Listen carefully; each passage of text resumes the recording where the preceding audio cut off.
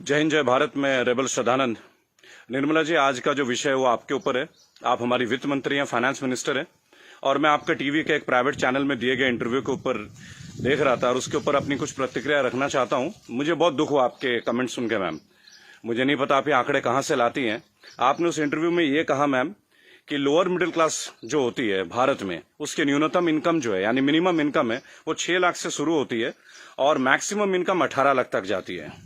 Ma'am, मुझे बहुत दुख हो रहा है कि पता नहीं आपने इकोनॉमिक्स की पढ़ाई कैसे करी होगी।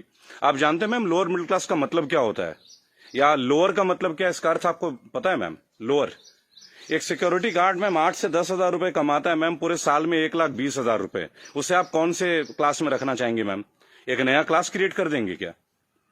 6 लाख रुपए मैम, जानते हैं 6 लाख रुपए क्या होता है मैम? 6 लाख में अगर लोअर मिडिल क्लास फैमिली को मिलने लगे ना मैम, वो उसमें से 4 लाख रुपए साल के सेव कर लेंगे।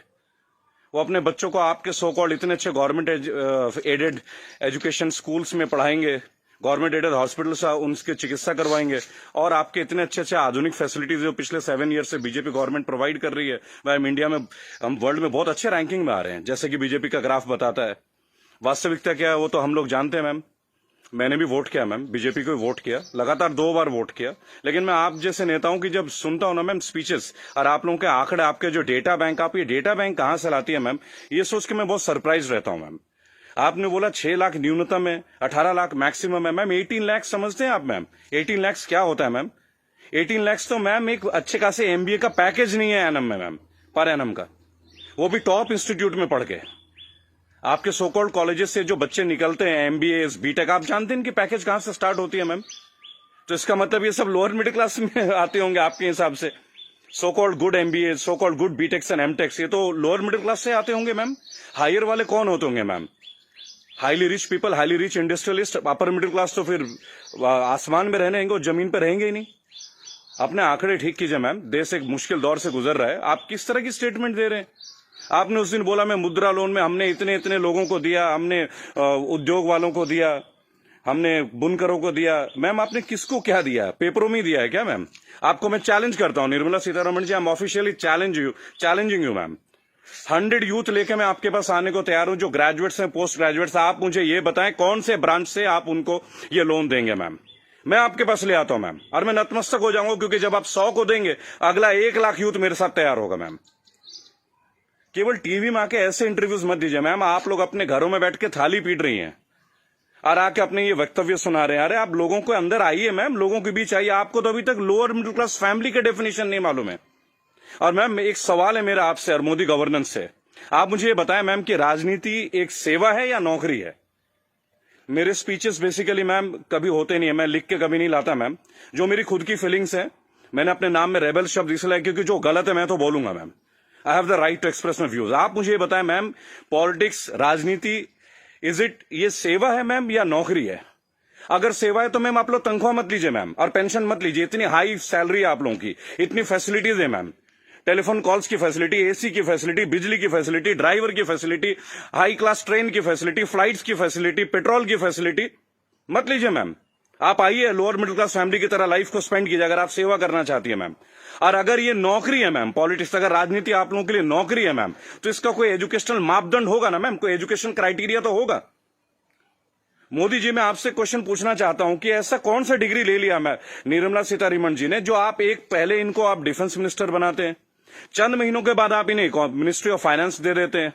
अरे डिफेंस तो हमारी शक्ति परीक्षण की बात है। It is about our valour, it is about our strength, it is how much mentally fit we are, how much physically tough we are.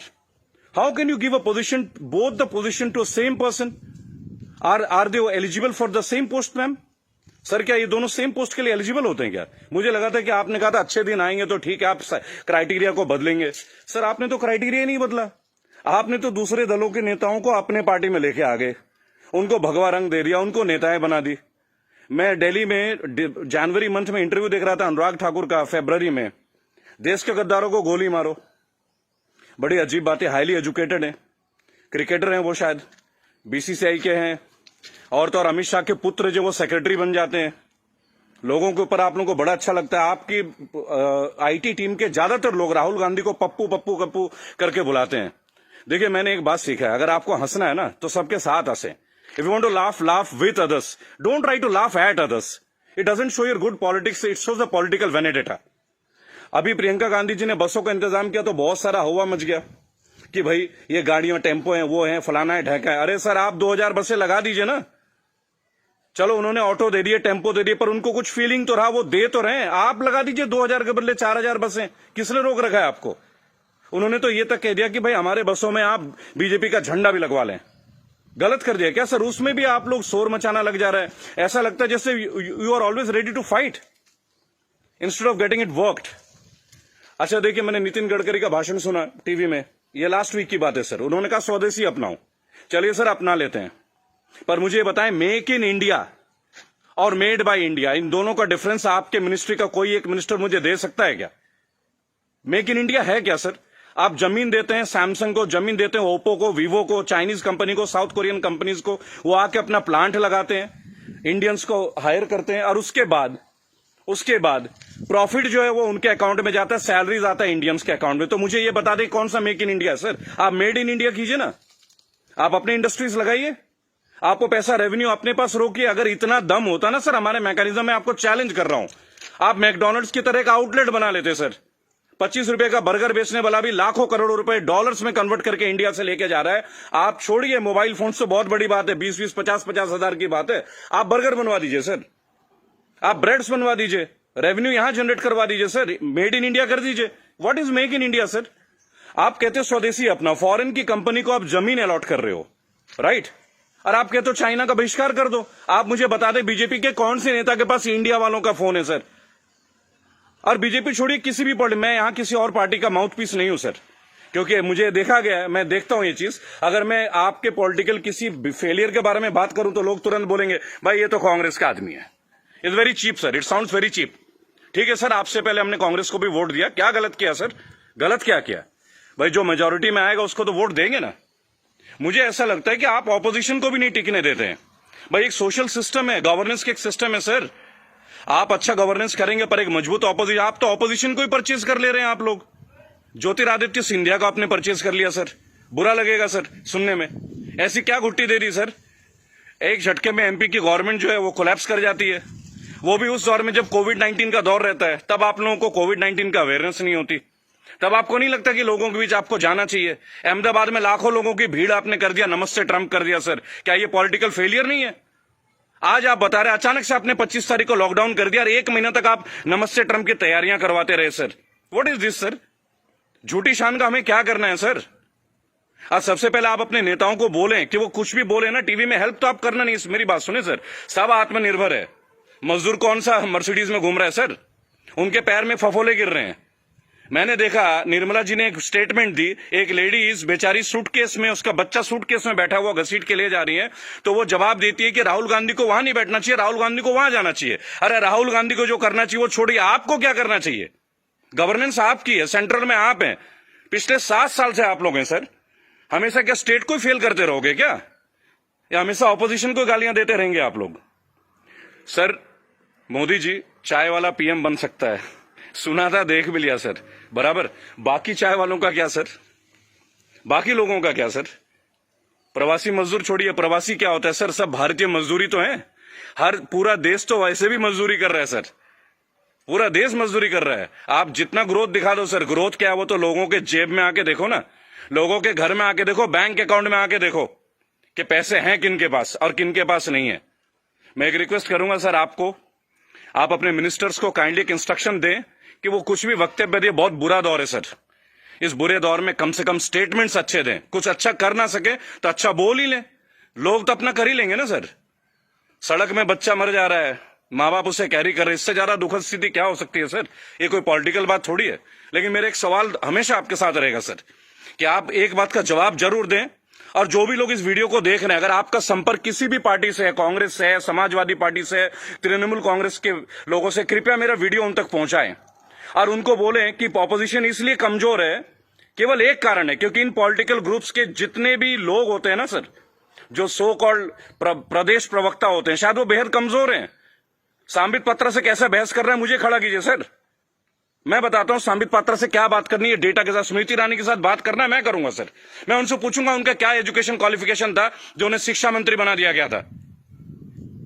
आप सीबीएसई का हैंडल, मेरे पास बहुत मुद्दे हैं सर, देश के करंट मुद्दे हैं। और सर चिंता मत कीजिएगा, मुझे आपसे कुछ हेल्प नहीं चाहिए सर, प्लीज। फाइनेंशियली मुझे आपसे कोई हेल्प नहीं चाहिए, आपकी पार्टी से तो कम से कम कुछ भी नहीं चाहिए। मेरे दोस्तों, अगर आप ये वीडियो देखते हैं प्लीज शेयर कीजिए। मैं चाहता हूं कि एक बार मंच पे आने का मौका मिले सर। और अर्नब गोस्वामी जी, आप जो जिनको बुलाते हैं दूसरे ग्रुप के लोगों का, बोलते it is my show, it is my show. God damn it, if it is your show, why are you calling other people man? Don't call them. अगर आपको लोगों को बुलाना है, बात करना है, तो मिलें, बात करें, उनकी सुने। केवल चिल्लाने से आप अच्छा एंकर नहीं बन जाते sir. I am very sorry to say, that is the worst type of journalism I have ever seen. I am very unhappy sir. मुझे लगता था आपके अंदर स्पिरिट है, पर आप तो लोगों को शोर मचा के चैनल ब्लॉक कर देते हैं, उसको बाहर कर देते हैं। What is this way of journalism sir? कि मेरे इस सवाल का जवाब दीजिए। मेरे इस क्या फिल्मी शूटिंग करते हैं क्या सर आप? चलिए सर, मुझे बुलाइए अर्नब जी, एक बार अपने चैनल पे बुलाइए मुझे। 5 स्टैटिस्टिक्स पे बात करूंगा, ग्राफ के साथ बात करूंगा, डेटा के साथ बात करूंगा आपके साथ। उसके बाद अगर आपकी बोलती ना बंद कर दी ना सर, तो मेरा नाम बागी श्रद्धानंद नहीं। मैं बीजेपी के अगेंस्ट नहीं सर, मैं बीजेपी गवर्नेंस के अगेंस्ट हूं। मुझे नहीं लगता भगवा पहनने से ही मैं हिंदुत्व का पहचान करा जाएगा। मेरे अंदर बहुत हिंदुत्व है। कमाल की बात देखिए, मेरी आखिरी लाइन है, गौर से सुनिएगा सर। श्रद्धानंद पति मेरा नाम है, जाति से मैं ब्राह्मण हूं, पढ़ा हूं क्रिश्चियन स्कूल से, Saint Mary's English high school. और गर्व से कहता हूं सर, फादर हुआ करते हैं वहां पे, फादर गॉलबर्ट फर्टैडो, अब नहीं रहे सर, हमारे फॉर्मर प्रिंसिपल। क्या कमाल की शिक्षा दी है सर। इतने आईआईटीएन से निकलते हैं सर, कभी आप लोगों की जरूरत नहीं पड़ी sir.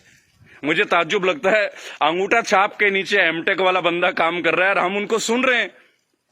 What the hell is going on sir? कहां है आपके अच्छे दिन?